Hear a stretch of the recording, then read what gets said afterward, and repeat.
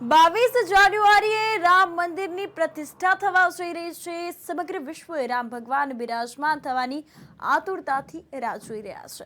ત્યારે અમદાવાદ શહેરની વાત કરીએ તો અમદાવાદમાં ચાંદખેડા વિસ્તારમાં આવેલ સુખનાથ મહાદેવના મંદિરે પ્રતિષ્ઠા કરવામાં આવી હતી। જો કે આ પ્રસંગે ભક્તો દર્શન કરવા માટે મોટી સંખ્યામાં ઉપસ્થિત રહ્યા હતા।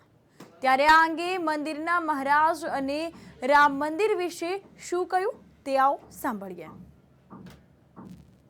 અમદાવાદના ચાંદખેડા વિસ્તારમાં આવેલ એક મહાદેવનું મંદિર છે, જે 60 થી 70 વર્ષ જૂનું મંદિર છે। ત્યારે અને આ મંદિરની પ્રાણ પ્રતિષ્ઠા થવા જઈ રહી છે। ત્યારે અહીંયાના સ્થાનિકો અને ભક્તો ખૂબ જ મોટી સંખ્યામાં જોડાયા છે અને રામ મંદિર વિશે પણ અહીંયા લોકો કહી રહ્યા છે। આવો સાંભળીએ તે શું કહી રહ્યા છે।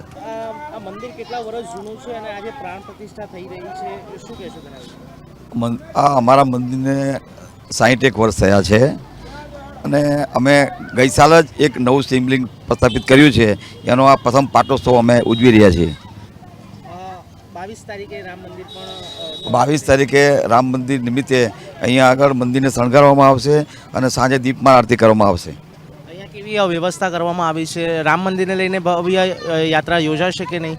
રામ મંદિરને લીધે અમે યાત્રા તો અમારે એક બીજા મંદિરથી કરવાની છે, એટલે અહીંયા અમે દીપમાળનું અને પ્રસાદનું ગોઠવ્યું છે। આપણી સાથે બીજા એક સંત અને ગુરુજી જોડાયા છે, એમને પૂછીશું। બાપુ, આપનું હાર્દિક સ્વાગત છે। બાપુ, પ્રાણ પ્રતિષ્ઠા થઈ રહી છે આજે, શું કહેશો તમે?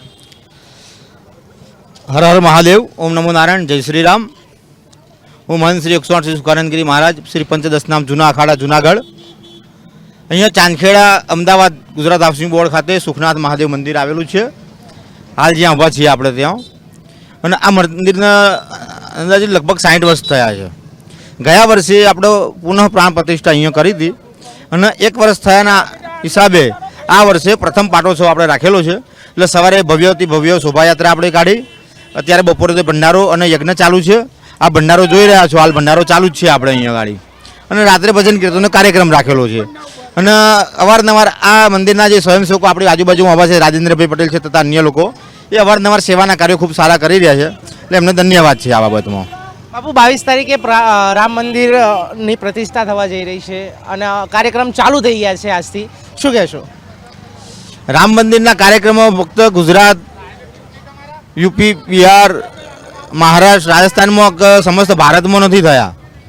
આ રામ મંદિરના જે ભગવાન શ્રી રામનું પુનઃ પ્રાણ પ્રતિષ્ઠા થઈ રહી છે, આખા વિશ્વનો આ ઉત્સવ છે। આ ફક્ત ભારત પૂરતો નથી રહ્યો। અત્યારે માનનીય આદરણીય એવા શ્રી પ્રધાનમંત્રી શ્રી નરેન્દ્રભાઈ મોદીની સરકારમાં, ડબલ એન્જિન સરકારમાં યોગી આદિત્યનાથજી, અમિતભાઈ શાહ, આ લોકોના અથાગ પ્રયત્નોને લઈને આ રામ મંદિર 500-550 વર્ષના ઇતિહાસમાં સૌ પ્રથમવાર એક ઐતિહાસિક ઘટના થઈ રહી છે હાલ, અને ખૂબ દરેકને ગર્વની લાગણી છે, ખૂબ આનંદ છે, ઉત્સાહ છે આ, અને આનંદ હોવો જ જોઈએ। દિવાળી જેવો માહોલ થઈ રહ્યો છે હાલમાં, અને ખૂબ ધન્યતા અનુભવાય છે આ બાબતમાં લઈને।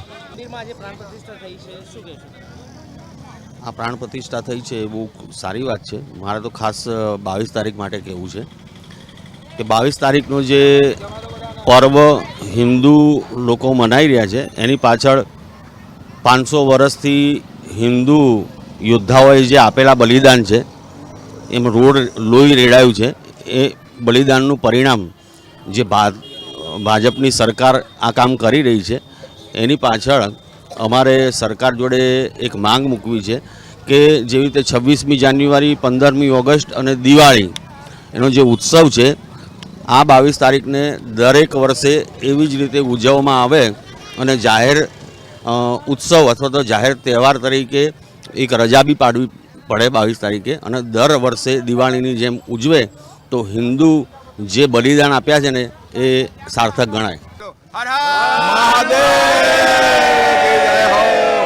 બમ બમ બોલે,